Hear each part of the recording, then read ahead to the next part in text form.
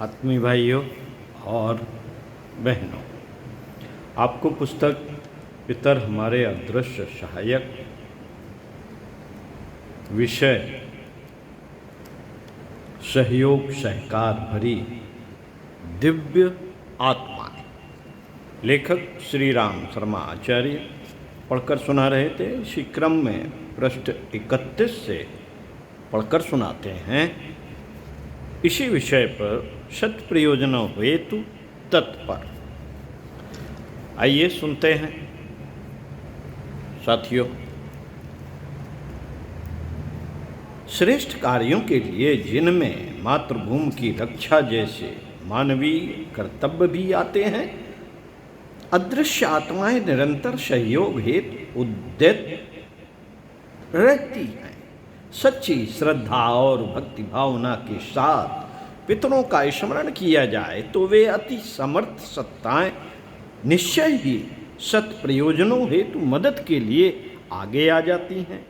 इस संदर्भ में द्वितीय महायुद्ध की एक घटना विलक्षण प्रमाण है। इस युद्ध श्रृंखला में मोन्स लड़ाई का यह प्रामाणिक और सुरक्षित युद्ध दस्तावेज विद्यमान है। इस युद्ध में ब्रिटिश सेना बुरी तरह मारी काटी गई। कुल 500 सैनिक शेष रहे थे। जर्मन सेनाएं उन्हें भी काट डालने की तैयारी में थी। उनकी संख्या उस समय 10,000 थी। ब्रिटिश सैनिकों में से एक सिपाही ने कभी सेंट जॉर्ज की तस्वीर एक होटल में देखी थी। यह तस्वीर एक प्लेट में कड़ी थी और उसके नीचे लिखा था, सेंट जॉर्ज इंग्लैंड की सहायता करने को उपस्थित हों। वह कभी इंग्लैंड के प्रख्यात सेनापति थे। वह कभी इंग्लैंड के प्रख्यात सेनापति थे और अपने कई हजार सैनिकों के साथ युद्ध में मारे गए थे। उनकी याद आते ही सैनिकों ने अपनी संपूर्ण भावना और आत्मशक्ति से सेंट जॉर्ज का स्मरण किया और दूसरे क्षण स्थिति कुछ और ही थी। बिजली सी कौंधी और 500 सैनिकों के पीछे कई हजार श्वेत वस्त्रधारी सैनिकों की सी आभा दिखाई देने लगी। दूसरे ही क्षण 10,000 सेना मैदान में मरी पड़ी थी। रहस्य तो यह था कि किसी भी सैनिक के शरीर में किसी भी अस्त्र का कोई चोट या घाव तक न था। इस घटना ने इंग्लैंड में एक बार तहलका मचा दिया कि सचमुच मृत्यु के उपरांत आत्मा का अस्तित्व नष्ट नहीं होता, वरन रूपांतर होता है और वह आत्माएं अदृश्य होते हुए भी स्थूल सहायताएं पहुंचा सकती हैं। स्थूल सहायताएं पहुंचा सकती हैं। सन 1965 का भारत सन 1965 का भारत पाकिस्तान युद्ध चल रहा था। 13 नवंबर को भारतीय सैनिकों की एक छोटी टुकड़ी नक्शे के सहारे जम्मू कश्मीर की घाटियों की ओर बढ़ रही थी। कमांड पोस्ट से वायरलेस सेट द्वारा टुकड़ी संपर्क बनाए हुए थी, पर नक्शे अथवा पोस्ट से प्राप्त निर्देशों के बावजूद भी आगे का मार्ग स्पष्ट नहीं हो रहा था। वापस पीछे भी लौटना खतरे से खाली न था।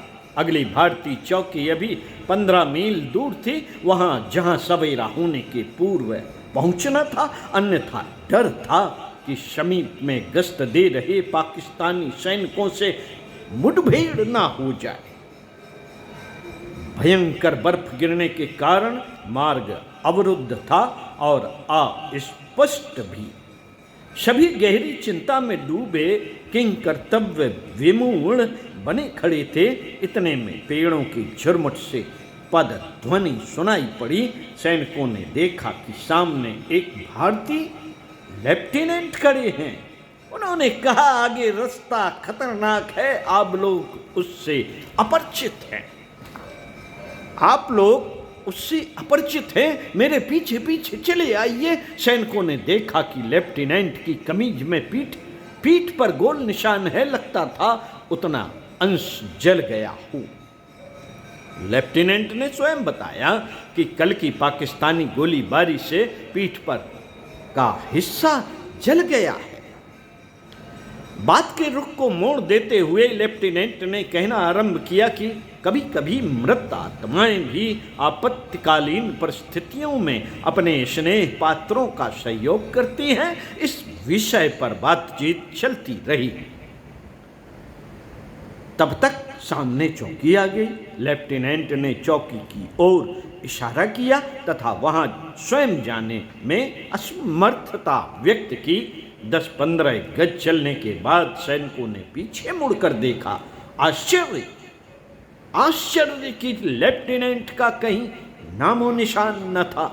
1 मिनट से भी कम समय लगा होगा। इतनी देर में कहीं दूर जाने की संभावना भी नहीं थी। कुछ सैनिकों ने उत्सुकतावश पीछे वापस लौटकर पता लगाने की कोशिश की, पर कहीं कुछ भी पता न लग सका।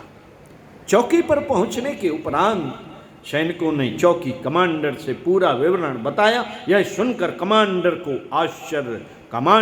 के आश्चर्य का ठिकाना न रहा। कमांडर ने बताया कि कल ही बमबारी में उक्त लेफ्टिनेंट की मृत्यु पीठ पर चोट लगने से हो गई थी, जिसका दाह संस्कार भी कर दिया गया था। लेफ्टिनेंट के रूप में अवश्य ही वह उनका प्रेत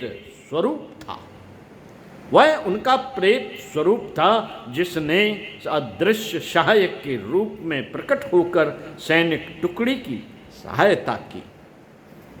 ओम शांति।